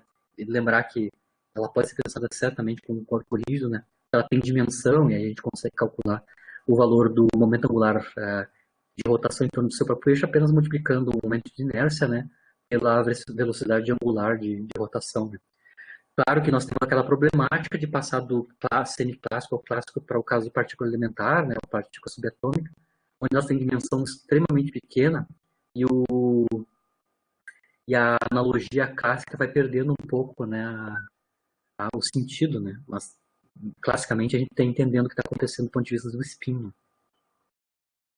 Bom, se o elétron também tem dois momentos angulares, a gente pode somar, que é o momento angular total, né? E esse momento angular total vai ter um número quântico associado, né? E a gente vai aprender como a gente soma, né, os momentos angulares de spin e orbitais para obter o momento angular total. Que também é quantizado, se o momento angular orbital e o spin são quantizados, o total também vai ser quantizado e tem regras de como é que é a quantização do momento angular total do elétron, né? Juntando o orbital mais o de spin. E também eu mostrei para vocês aqui, nós estávamos analisando o efeito Zeeman, né? Ou o efeito de campos não uniformes, né? São duas coisas diferentes, né? Mas o próprio núcleo dá para o elétron naturalmente um campo que até é alto, né, o valor do campo magnético, né, em que o elétron, na sua órbita, né, está sempre sentindo. Isso é o que a gente chama de interação spin-órbita. Né? Então, o elétron, na sua órbita, está sujeito a um campo magnético devido ao núcleo. Né? E, claro, isso tem efeitos, obviamente, no valor da energia potencial associada à interação do momento magnético de spin desses elétrons com o campo gerado naturalmente pelos núcleos. Né? Vamos começar com o momento angular total, né? Então, classicamente primeiro, né? Do ponto de vista clássico, eu posso obter classicamente o momento angular total somando o orbital e o de spin, que clássico não tem problema de interpretação para quem é o spin, né? É o momento angular intrínseco, né? O momento angular de rotação sobre o próprio eixo, pensando num corpo rígido, né? No caso de mecânica clássica, né? Se eu tenho o vetor momento angular orbital e o vetor momento angular intrínseco, né, de spin, como é uma soma vetorial, obviamente é que eu estou chamando o momento angular total de vetor J. Tá? Então, o vetor J é o vetor momento angular, que é a soma do orbital mais o de spin, o intrínseco. Né? A clássica é uma soma vetorial. Né? Uma soma vetorial, isso me dá um novo vetor, o vetor soma. Né? Esse vetor soma tem limites, né? O tamanho, o módulo dele em mecânica clássica. Né? Que vocês entendem bem qual é que é. Né? Então, por exemplo, eu vou ter um valor mínimo para o tamanho do vetor J, o momento angular total, né? O módulo dele é mínimo quando os vetores L e S são antissimétricos, né? Tá um contrário ao outro. O módulo do vetor soma, né? Vai ser o módulo de L menos S, onde L é o módulo do vetor L e S é o módulo do vetor de spin. Esse é o menor valor possível do módulo clássico, né, do momento angular total. Isso ocorre quando os dois momentos angulares estão em sentidos opostos. Né. Também eu posso ter um valor máximo, né, para o módulo do J, né, do momento angular total, se os dois vetores, né, os momentos angulares estão paralelos, né, aí eu somo os módulos, né, L mais S é o valor maior possível para o tamanho, né, do valor momento angular total somado. Então, no caso clássico, como as direções não estão quantizadas, né, o momento angular total, o vetor momento angular total, pode ter qualquer valor entre o valor mínimo e o valor máximo. O valor mínimo é quando eles estão antiparalelos, o valor máximo é quando eles estão paralelos, e, claro, o módulo dele, dependendo das direções e sentidos do L e do S específicas, né, correm entre esses dois valores. Pode admitir qualquer valor entre L menos S módulo e L mais S. Do ponto de vista clássico é isso, tá? Os vetores L e S se somam por soma vetorial normal lá da álgebra linear e geometria analítica, mas não tem nenhuma restrição, né, dos valores possíveis. É qualquer valor entre esses dois. Aí vai depender da direção e sentido deles, né? Dependendo da direção e sentido. Mas o limite são esses, né? Quando eles estão paralelos, vai dar um valor mínimo. Quando eles estão antiparalelos, vai dar um valor mínimo, tá, do módulo, da soma.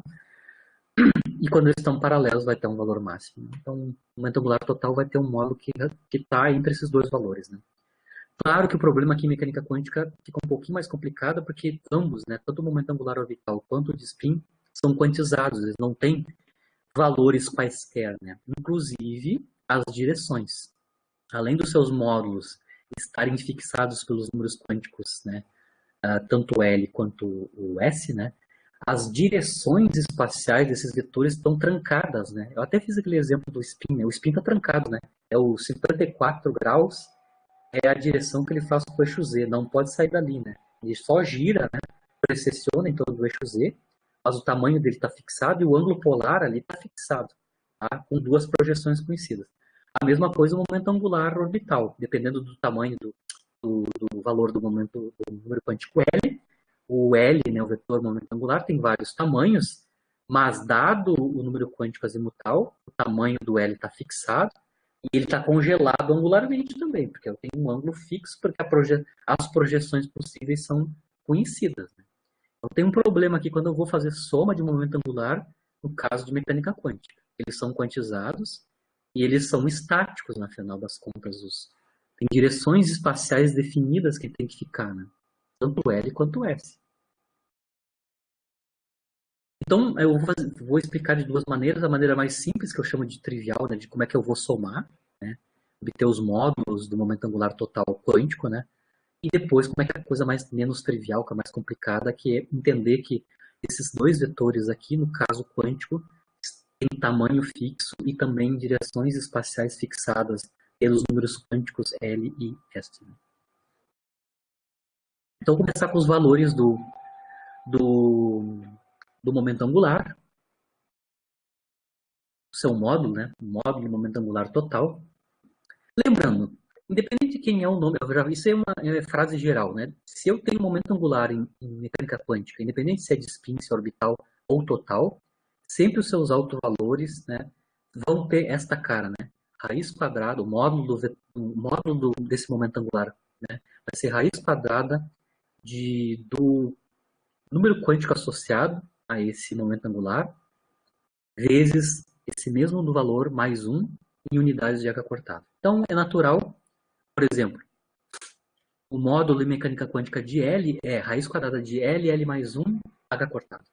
Quanto é que é o valor de módulo de S? Bom, é raiz quadrada de S mais 1, que no caso, como o S é fixado, né, isso dá raiz de 3 sobre 4, né, H cortado.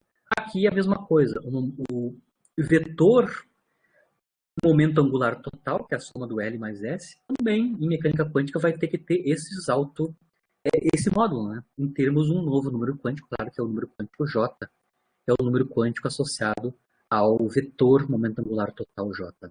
Mas a forma funcional de obter o módulo do vetor momento angular total é a mesma para os outros momentos angulares. Raiz quadrada, número quântico mais 1 associado a esse momento angular, unidades de H cortado. Certo?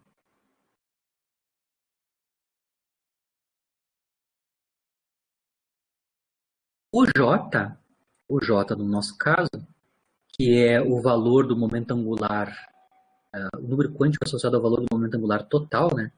Se eu for fazer só a físicazinha semi-clássica, né? Pega os valores clássicos aqui, dos máximos e mínimos possíveis para o tamanho do vetor soma, né? É L menos S e L mais S clássico, né?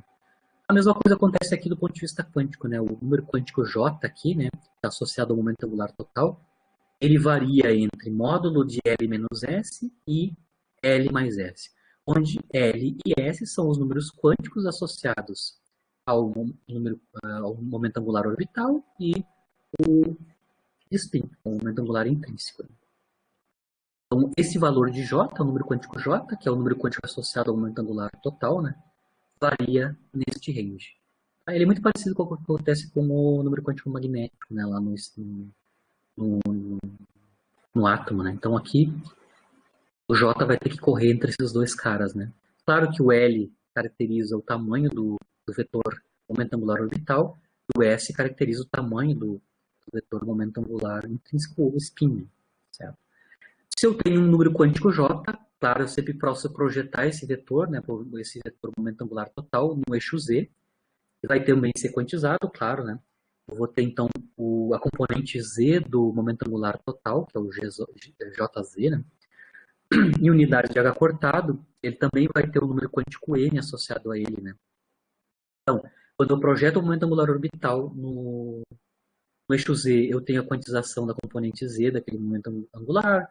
Quando eu projeto o spin na direção Z também, eu tenho a projeção e o número quântico associado. E aqui, automaticamente, então, eu vou ter para o momento angular total a direção Z. Eu vou ter a projeção em unidade de H cortado, que depende do número quântico associado a essa projeção. Né? Como o J tem valores possíveis, né, dentro desse range para acontecer, o número quântico MJ, que é associado à projeção Z, né, do momento angular total na direção Z, vai acompanhar o que a gente esperaria, né? Lembrando, o N, o número quântico magnético, roda entre menos L e L. O NS, o número quântico associado à projeção no eixo Z para o spin, roda entre menos 1,5, na verdade, entre menos S e S, né? Menos S e S com S igual a 1,5. Aqui também, o número quântico MJ, né? Projeção na direção. Na verdade, é o alto valor, né, do operador JZ, né? O alto valor, o número quântico associado ao alto valor do operador JZ. Né? Varia entre menos J e J, como a gente esperaria para as regras de quantização dos momentos angulares, né? As equações de autovalores e autovetores para momentos angulares. Claro que, no caso aqui nosso, quando o elétron, o átomo, não tem momento angular orbital, né? Ou seja, quando o estado do elétron é L igual a zero, né? O número quântico azimutal é nulo, o momento angular total vai ser só o spin, né? Que lembra? O momento angular total é a soma do L mais S, não tem L, só vai ter o spin, então o J é igual ao spin se eu estou com momento angular nulo. É o caso do elétron no estado fundamental do hidrogênio, né? Lá ele tem L igual a zero, estado 1s, né? O L é igual a zero, o momento angular total do elétron no átomo de hidrogênio é só spin. O J é igual a spin, por causa do elétron no estado fundamental, claro.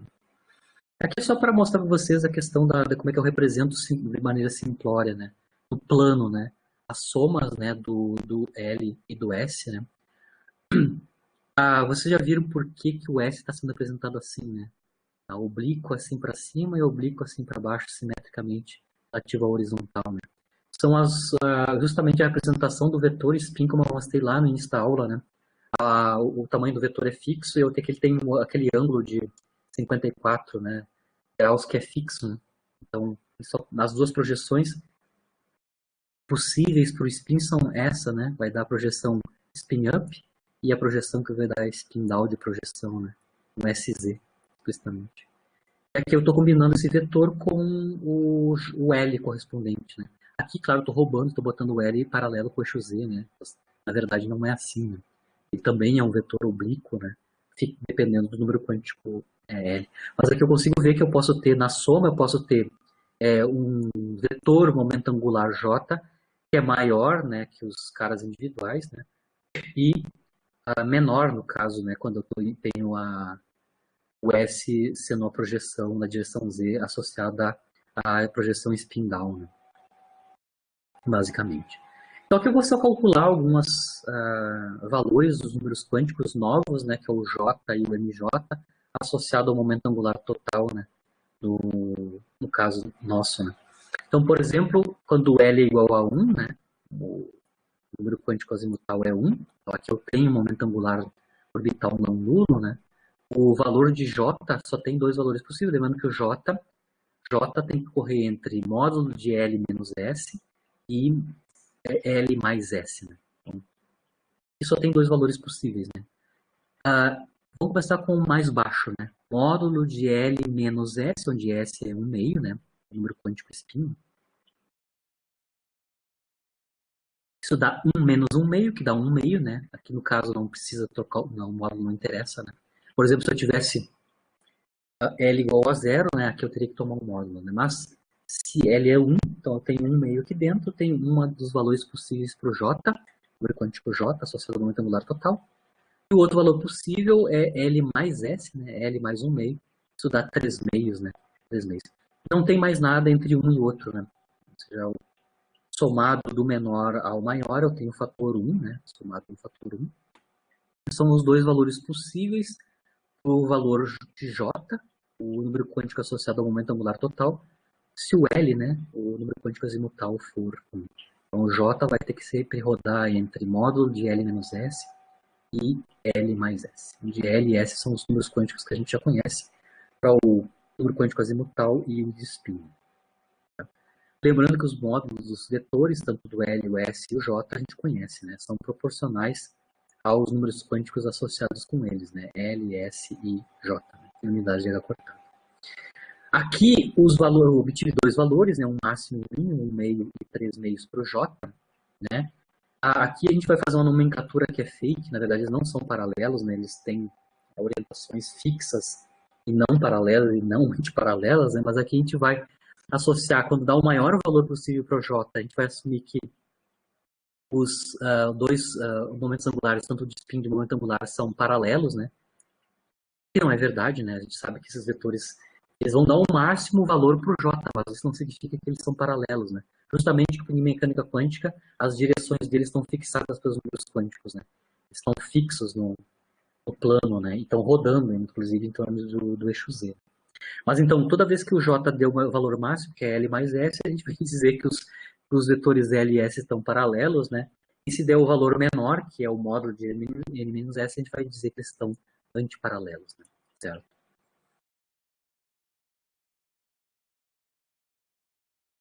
Do ponto de vista formal,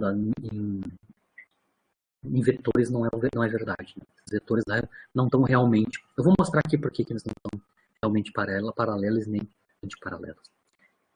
Essa é uma representação simplória, agora a representação mais realística, né, para somas, né, para a soma dos dois momentos, né, tanto L quanto S, né. Então aqui eu estou com L igual a 1 ainda, no mesmo caso anterior, eu já calculei, né, os valores de J 3 meios e maior valor, e 1 meio o maior valor para J. Né. O que eu estou mostrando aqui, nesses 4 casos, tá, são a representação mais realística dos vetores, tanto o momento angular orbital quanto o momento de spin, tá, o momento angular intrínseco. Por exemplo, aqui eu tenho L igual a 1, projeção, por exemplo, mais 1 para o ML, né? Mais 1 para o ML. Isso vai fixar a direção, né, o ângulo polar do vetor momento angular associado a L igual a 1, a projeção up, a projeção ML igual a 1, né? É esse vetorzinho aqui. Lembrando que na representação correta, ele não está num plano, né? Ele tem que girar, né? Tem que girar em torno do eixo Z. De maneira que as componentes do L na direção x e y, valor esperado, né? Valor médio dentro de zero, né? Não pode estar parado, né? Ele tem que estar precessionando. E a direção espacial é fixada pela projeção, né? O valor da projeção 1, né? E aqui em cima está o vetor spin. O vetor spin eu mostrei para vocês, né? A direção espacial dele é fixa, ele também tem que estar precessionando, porque o valor médio do spin na direção x e y também tem que estar zero, igual ao momento angular orbital. E aqui eu estou mostrando a configuração dele associada à projeção mais um meio, né, para o NS, tá? Somando esses dois vetores, eu vou obter esse aqui associado ao momento angular total, tá? O J, 3 meios, tá? Isso é uma possibilidade. Aqui embaixo está a mesma configuração, só que agora o vetor de spin, ó, o vetor de spin está fixado de novo espacialmente, então o ângulo aqui é fixo, é o 54 graus aqui embaixo ainda, mas só que, claro, ele está apontando para baixo, porque a projeção tem que dar menos um meio, né, de área cortada aqui no eixo Z. Isso também vai dar 3 meios, tá, do ponto de vista do J, né? Então o L, a projeção ML igual a 1, e o ES, né, com projeção menos um meio de área cortada, dá este outro vetor aqui, né, que tem este tamanho, né, quando a gente soma, né, a soma vetorial. Faça a soma vetorial aqui. Ambas configurações, ambas dão J 3 meios. Aqui embaixo, este daqui, por exemplo, é quando o L é igual a 0, né? Ou seja,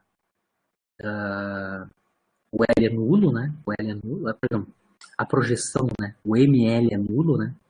O ML é nulo, então ele está no plano XY, né? Não tem projeção, né? Não nula na direção Z, então ele corresponde ao ML 0, que é este vetorzinho aqui, né? Esse é o vetor momento angular para ML igual a 0. E aqui está o vetor de spin para projeção 1 meio. Soma isso, dá também 3 meios, né, para a projeção. Então tem 3 maneiras, tem 3 maneiras de obter J 3 meios. Tá? É o maior valor possível para o momento angular orbital. E claro, eu tenho essas 2 maneiras aqui para obter 1 meio. Tá? O que eu tenho aqui ainda é o 1 com projeção ML1, certo? Spin menos 1 meio. E ML igual a 0 e spin mais 1 meio. Essas 2 combinações possíveis vão me dar um momento angular total, o vetor momento angular total, associado a J 1 meio. Então é bem intrincado de como visualizar, né, o vetor momento angular total. Também é um vetor fixo no espaço, né, dado o seu número quântico, né, possivelmente está fixado. A soma vetorial aqui é um pouquinho mais complicada, né, porque os vetores L e S eles são fixados espacialmente dependendo das projeções no eixo Z, né, tanto para o L quanto para o S. Né. Mas igual a gente sabe que os valores de J, né, vão variar entre menos J e J, como acontece com os outros momentos angulares. A gente tem uma multiplicidade associada também ao momento angular total, o número quântico J, né? Também vai ser 2J mais 1, valores possíveis para o MJ, né? Eu vou variar o MJ entre menos J e mais J com 2J mais 1 valores possíveis. É a mesma multiplicidade do caso do momento angular orbital e do spin também. E como é que eu obtenho explicitamente o MJ? Se eu sei o L e eu sei o S especificamente, mas o S a gente sempre sabe, né? Se eu sei a projeção do spin, eu sei qual é que é a projeção do momento angular orbital, eu consigo calcular explicitamente o número quântico MJ associado a essas duas projeções, né? Esses dois números quânticos MS e ML, né? É a soma, né? O MJ é a soma dos dois números quânticos, né? O magnético e o MS. Né? Então, se eu sei qual configuração eu estou, qual estado, né, o elétron tá, tanto em L quanto em S, em spin, né? Eu consigo calcular quanto é que é o número quântico MJ associado ao momento angular total desse elétron. Eu vou voltar para a notação espectroscópica, porque a gente agora introduziu um número quântico a mais, né? O número quântico J. Então, além... Na verdade, na aula passada a gente já falou que as funções de onda completa do átomo, dos elétrons em átomos, né, tem que incluir também o número quântico ms, né? Além do n, o l e o ml, nós temos ainda que incluir um novo número quântico associado ao spin, né? Na forma do ms. E, inclusive, uma parte da função de onda que é associada ao spin, né? A função de onda completa é uma superposição dos dois estados de spin possíveis para o elétron. Spin up, spin down, ou seja, a projeção da componente Z para cima, a projeção da componente C para baixo. Como a gente introduziu um novo número quântico, que é o MJ ou J, né?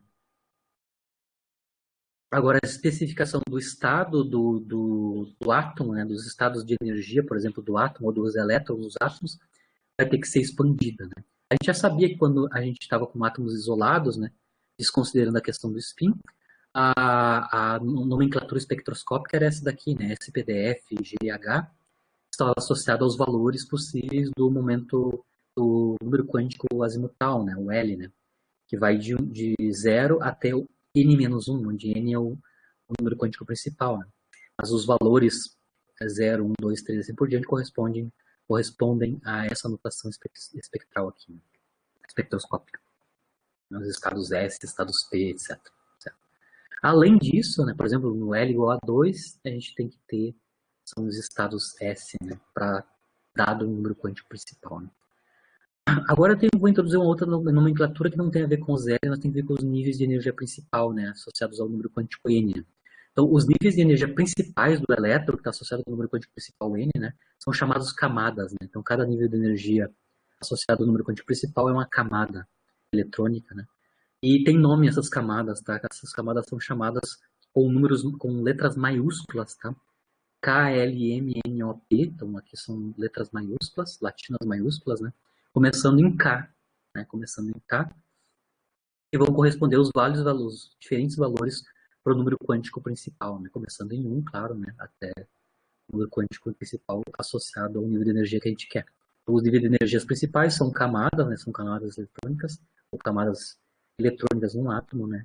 E o rótulo para essas camadas depende, então, do número quântico principal, né? Qual nível de energia eu estou. Estado fundamental, primeiro nível de energia, excitado, assim por diante. Então, quando eu falo que eu estou com um elétron na camada K, significa que é um elétron com energia associada ao estado fundamental, N igual a 1, né? Explicitamente. Então, por exemplo, com N igual a 3, 1, 2, 3 é camada M, né? N igual a 4, camada N, assim por diante. Né?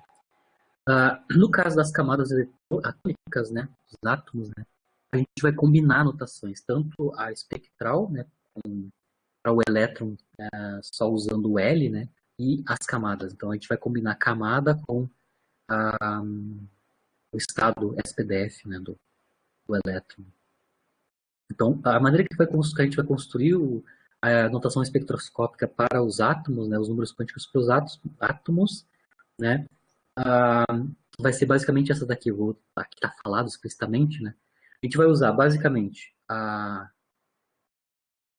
esse tipo de estrutura aqui. Ó. Eu vou falar, porque senão agora eu vou... vou ficar falando que já está na transparência, né? O tipo de estrutura é essa daqui, né? Quando eu for enumerar, então, enunciar os números quânticos associados a um átomo, né? O elétron num átomo, né? A gente vai usar essa estrutura aqui, tá? Ou seja, a gente vai usar o número quântico principal elevado a 2s mais 1, tá? Esse é o spin total, tá? 2s mais 1, onde s é 1 meio, né? O número quântico spin. Uma letra maiúscula que está associada com o L, tá? Associada com o L, certo? Que é aquela mesma estrutura que está ali para letras minúsculas, só que aqui eu vou escrever letras maiúsculas.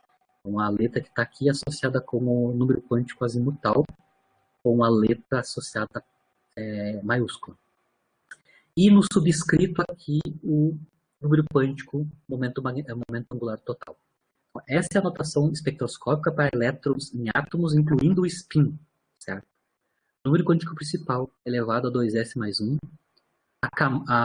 O rótulo do L correspondente em maiúsculo. O rótulo do L correspondente em maiúsculo. L, o número quântico azimutal. Subscrito o valor de J, tá? O número quântico momento angular total para esse elétron, certo? Vamos com exemplos, que é mais fácil, né? Então, aqui eu vou começar por usar essa notação espectroscópica. Aqui eu estou falando para L igual a 1, né? Por isso que eu estou usando P, né? Mas ali é uma letra X que começa em SPDF. SPDF, e assim por diante, em maiúsculo, tá? Então, aqui eu vou começar com o estado fundamental do átomo de hidrogênio, né? A gente sabe todos os números quânticos, né? Estado fundamental, então, o número quântico principal é 1, o número quântico azimutal é L, né? E o J, como o L é 0, o J é igual ao spin, né? Lembra que J é a soma do spin mais o L, mas o L é 0, então é o próprio spin. O J é para o átomo. O elétron no estado fundamental do átomo de hidrogênio é o spin que vale 1 meio. Então, J é igual ao S, né? E aí, naquela notação fica assim, né? Número quântico principal, 1. Aqui 1. Elevado a 2s mais 1, com s igual a 1 meio, então isso dá 1 mais 1, 2. A letra maiúscula associada ao L. Se L é igual a 0, é S, né? Orbital S. S maiúsculo. S maiúsculo. J no subscrito. J aqui só tem um valor possível, que é 1 meio. Aqui. Essa é a notação espectral, né? Ou espectroscópica, para o átomo de hidrogênio no estado fundamental, incluindo informação do spin. Vamos para um estado excitado, por exemplo, o N igual a 2, né? Aqui, nesse caso, como o N igual a 2, o L varia entre 0 e N menos 1, ou seja, varia entre 0 e 1. Tem dois valores possíveis para o número quântico azimutal, né? No caso, o número quântico principal C2. Né? Aí, nós acabamos de calcular quanto é que são os J's, né? Se o L for 0 ou 1. Para 0, a gente obteve, né? O J para L igual a 0 é 1 meio. E para quando L é igual a 1, foi esse exemplo que a gente fez aqui, né? Este daqui, ou este daqui, né? Para L igual a 1 meio, a gente só tem dois valores possíveis para o J, né? 3 meios e 1 meio. Então, aqui está a notação específica, né? Para aqueles três casos, né? Então, aqui eu tenho para N igual a 2 e L igual a 0, certo? N ao quadrado, ou seja, 2 ao quadrado, que é o 2J mais 2S mais 1. O orbital é L, então é S maiúsculo. J correspondente, para L igual a 0 é 1 meio. J. E aí a gente tem os dois outros associados, duas outras notações associadas a um L igual a 1. Para L igual a 1 tem dois J's, né? J 3 meios e J 1 meio. E claro, para L igual a 1, a letra aqui tem que ser o P, né? ST, L igual a 1, certo? Essas são as notações dos três números quânticos associados com o estado do elétron, né, no nível N igual a 2, né, para o número quântico principal. Essa é a notação espectroscópica para o átomo de hidrogênio. Às vezes, quando está implícito, né, algum dos números quânticos não é colocado, mas aqui eu estou colocando todos nessa notação aqui, tá? N é 2S mais 1, a letra associada ao L maiúscula, subscrito J, momento angular total correspondente para aquele L correspondente. E para encerrar, eu vou falar da questão do acoplamento spin-órbita. A gente já conversou sobre o efeito Zeeman, né, que é a abertura em subníveis, uma estrutura fina no espectro atômico, quando eu coloco esse átomo, né, esses átomos, né, em campos magnéticos uniformes, que é o caso do efeito Zeeman, né? Ou em campos magnéticos variáveis que me dão forças, né? Mas basicamente o efeito Zeeman é campos magnéticos uniformes externos. Mas eu comentei com vocês um pouquinho na aula passada, né, que naturalmente, mesmo não tendo campos magnéticos externos, o elétron ainda está sujeito a um campo magnético natural que vem do fato que ele está orbitando em torno do núcleo, né? Lembrando que os prótons no núcleo têm carga, né? O núcleo tem carga, né? É Z, né? Número atômico Z é a carga do núcleo. O núcleo eu posso pensar que é uma partícula carregada com carga total Z, né? Lembrando que a distância entre o elétron e o núcleo é 10⁵ vezes, né? 10.000 vezes. Não, 100.000 vezes de diferença, né? O raio nuclear com o raio atômico, raio de Bohr, né? Certo? Então aqui, mesmo se eu não tenho campo externo magnético, o elétron no seu movimento orbital, e ele tem o spin dele também, que eu estou tentando representar aqui rapidamente aqui para essa figura, né? Então aqui eu tenho o núcleo, né? No caso usando obviamente um modelinho semiclássico para órbita eletrônica, um modelo de Bohr, né? A gente sabe que isso aqui não é verdade, né? A gente trabalha com órbitas, né? No ponto de vista da Schrödinger, né? A gente não tem órbitas, a gente tem orbitais, né? São regiões espaciais onde a gente tem maior probabilidade de encontrar o elétron. Mas voltando aqui para uma questão semiclássica, que fica mais fácil de entender, né? Aqui, por exemplo, eu estou com um elétron na sua órbita circular, tipo o modelo de Bohr, né? Aí então, obviamente, vai ter o seu momento angular orbital, né? Aqui está o núcleo no meio, né? E, claro, também tem seu momento angular intrínseco, né? Que é o spin. Ele está orbitando, né? Tem o momento L orbital, também tem o seu spin, né? Que é o momento angular intrínseco, né? Lembrando que está orbitando o núcleo tem carga, né?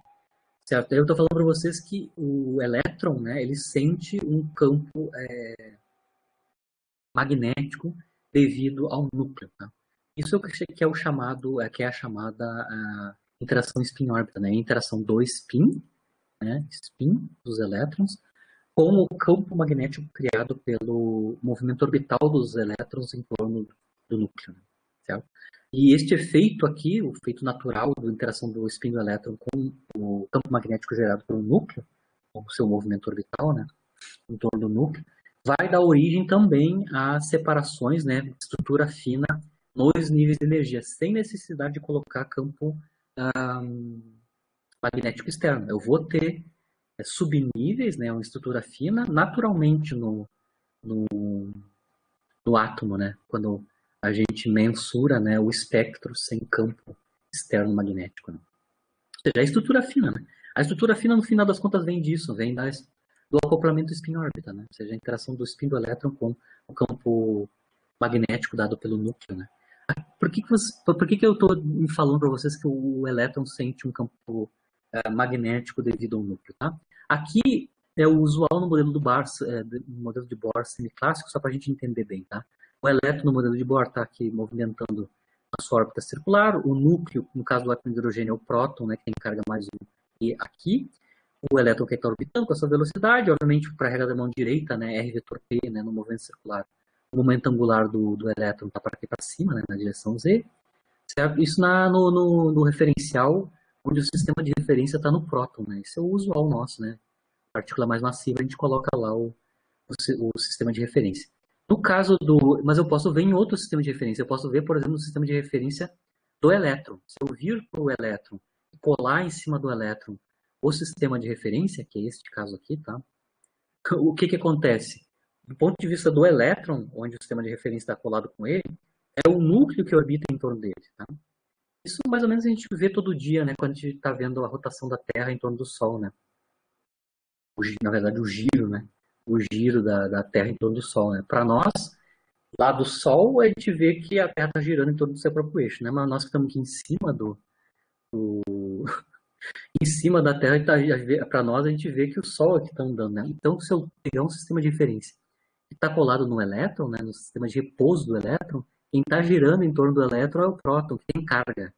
uma carga que circula, né, com uma certa velocidade em torno do elétron, gera uma espira de corrente. Então, eu tenho uma carga com um movimento circular, com uma certa velocidade em cima desse círculo. Eu posso pensar que esse movimento do próton aqui me gera uma espira de corrente, e essa espira de corrente, obviamente, me dá um campo magnético uniforme, né? Uniforme aqui para o elétron, que aqui está aqui a representação do campo B gerado, né? Então, no sistema de repouso do elétron, o fato do próton estar orbitando, e ele tem carga, né, positiva, gera uma espira de corrente que cria um campo magnético associado a uma espira de corrente. A gente obtém para o regra da mão direita também, né, na direção da corrente. A gente vê também, detalhe, no caso aqui do sistema de repouso do elétron e o próton orbitando, o campo magnético tem exatamente a mesma direção do momento angular L, né? Então, as mesmas direções. Certo? Então, está claro de onde é que sai o campo magnético, né? Eu posso pensar que o campo magnético vem naturalmente, né, devido ao próton, ou núcleo orbitando em torno do elétron no sistema de repouso do elétron. Então, o elétron está sujeito a uma espira de corrente, lembrando que o elétron aqui, neste caso, no seu sistema de repouso, ele só tem um momento angular intrínseco, né, só o spin. Então, aqui, neste caso, nesse sistema de referência, eu tenho a interação do spin do elétron apenas, com o campo magnético gerado pelo movimento orbital do próton em torno ou do núcleo, né, em torno do elétron.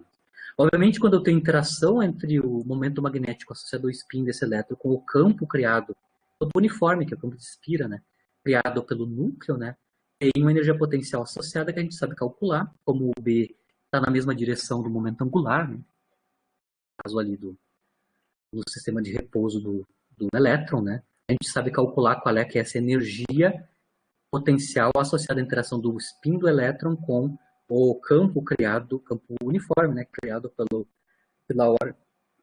movimento orbital do núcleo em torno do elétron, do sistema de repouso do elétron.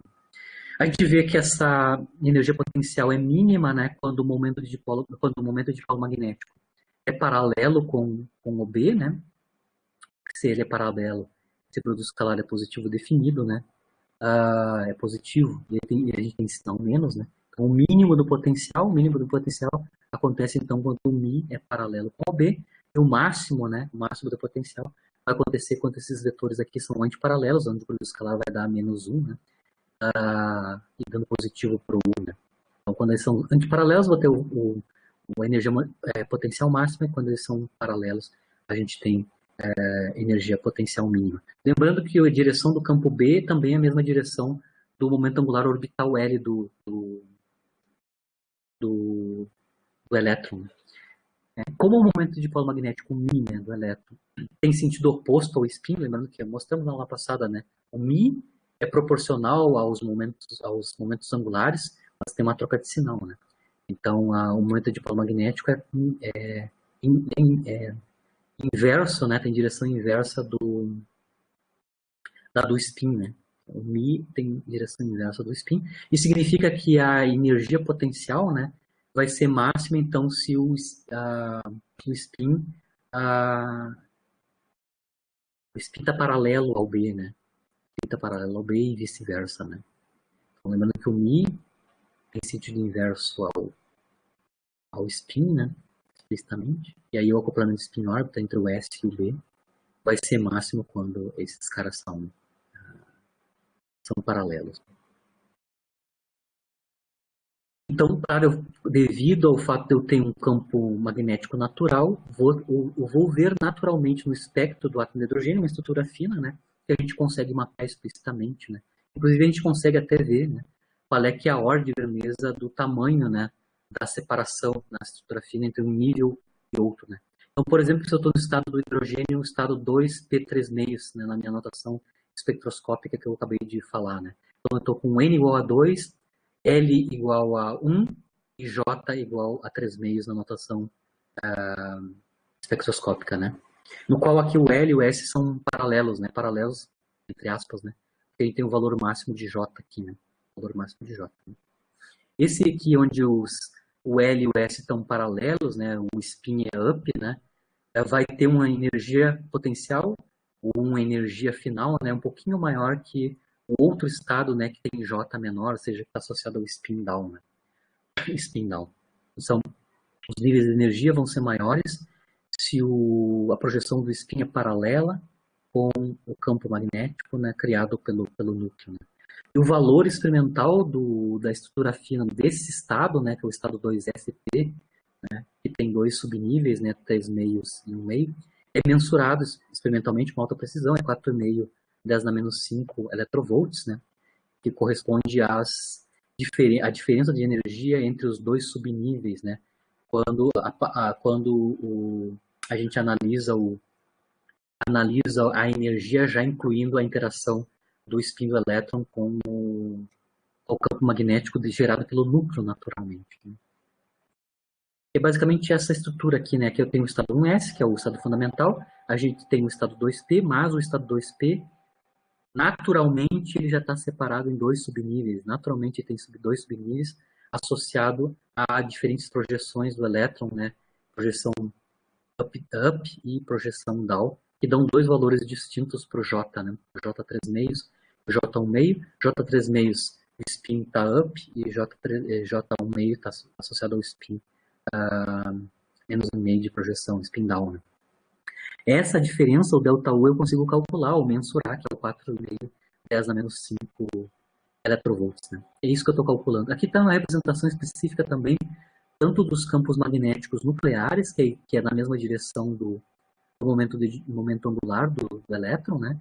E aqui as direções do vetor de spin e do vetor momento de polo magnético, lembrando sempre que o vetor de spin é contrário, né? É antissimétrico com o momento de polo magnético. São vetores antissimétricos, o μ e o s, né? E um sinal menos que aparece lá, por causa da carga do elétron, né? Carga do elétron negativa, né? O μ e o s são proporcionais, os dois vetores são proporcionais, mas no caso da carga do elétron, a gente tem a antissimetria nos vetores. Então, o que eu estou calculando aqui é a gente mensura na estrutura fina, mesmo sem colocar campo externo, né? A gente tem separações dos níveis, né? Devido à interação com o campo nuclear, né? O campo do núcleo natural. Né? Então, naturalmente, aparece aquela estrutura fina ali, o estado 2p, né? Do hidrogênio, né? Natural, né? Tem estrutura. Eu até falei para que os valores, né, do shift, né, entre um valor e outro, comparado com o valor central, só vai mudar na quarta, quinta casa decimal, né? Realmente é muito fina a estrutura entre um subnível e outro. Né? O que eu quero calcular aqui é basicamente sabido o valor da diferença de energia entre os dois subníveis, que é mensurado olhando o espectro, né, eletrônico, né, do átomo de hidrogênio excitado, né, 2p. Tudo na excitação, quando existe excitação, os fótons emitidos, absorvidos, vão ter comprimento de onda associado com as diferentes transições possíveis, né? Como eu tenho dois subníveis, e a interação do momento de spin do elétron com o núcleo, eu vou ter diferentes transições, né, com comprimentos de onda um pouquinho diferente entre um fóton e outro. Mas como eu sei o ΔU, né, eu consigo calcular qual é que é o campo nuclear, experimentalmente. Né? Então, se eu sei o valor da estrutura fina, no caso aqui é o do 2p, né, eu consigo estimar qual é que é o valor do campo magnético uniforme de espira que o núcleo naturalmente impõe sobre o elétron, o seu movimento orbital. Certo?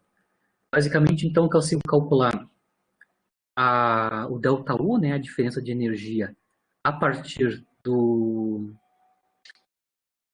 A gente calculou lá no início da aula, né? Basicamente é 2 vezes o μz, né? 2 vezes o μz multiplicado pela componente z do campo, que já é na direção z, porque é paralela ao L. Então a diferença de energia entre os dois estados é 2 vezes o momento de polo, né? Associado ao spin, né? Do elétron multiplicado pelo campo, né? Se eu sei o valor de ΔE, eu consigo estimar quanto é que é o valor do campo gerado pelo núcleo, né? Lembrando que o μz, por causa do elétron, né, é da ordem de magneton de Bohr, né? A ordem de grandeza do μz é da ordem do magneton de Bohr. Né? Então aqui eu consigo, isolando o B, né, eu consigo escrever o campo em termos da diferença entre os níveis de energia e o valor numérico de μz, né? seja, o magneton de Bohr para o spin, né? O momento magnético de spin. O ΔI, como eu falei para vocês, é mensurado experimentalmente, 4,5 10 a -5, né? E aqui embaixo tem 2 vezes o magneton de Bohr, basicamente, que é o valor numérico do μ, né? Isso dá em Tesla da ordem de 0,39, 0,4 Tesla, né? Este campo natural do núcleo é enorme, tá? É enorme.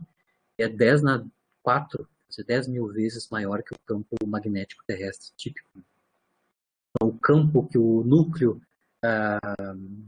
dá, em forma de espira, né? De campo gerado por espira de corrente, no movimento orbital do elétron é importante e dá origem à estrutura fina, né? Sem campos externos, né? Para os átomos, né? Principalmente se a gente está em estados excitados, né? A gente precisa necessariamente ir para L, né? Número quântico L diferente de zero, né? Para a gente ver a separação entre os subníveis, né? De energia. Né? Obviamente, a diferença de nível pode ser, a de energia entre os níveis pode ser mensurada experimentalmente e a gente consegue estimar o valor do.